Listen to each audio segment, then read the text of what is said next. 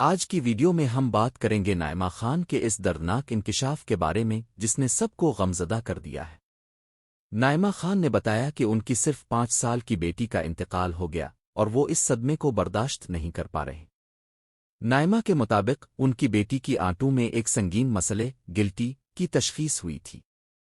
Doctors نے فوری operation کا مشورہ دیا اور بیٹی کی جان بچانے کے لیے انہوں نے ہمت کر کے آپریشن کروایا، لیکن افسوس کے آپریشن کے دوران ہی بچی کا انتقال ہو گیا۔ نائمہ خان نے روتے ہوئے کہا کہ انہیں لگتا ہے جیسے میری بیٹی کا انتقال میری ہی وجہ سے ہوا، اور یہی احساس انہیں اندر سے تو رہا ہے۔ یہ ایک ماں کا وہ دکھ ہے جسے الفاظ میں بیان کرنا مشکل ہے۔ ہم اللہ سے دعا کرتے ہیں کہ اللہ نائمہ خان اور ان کے خاندان کو صبر جمیل عطا فرمائے اور ننھی بچی کی مغفرت فرمائے۔ آمین۔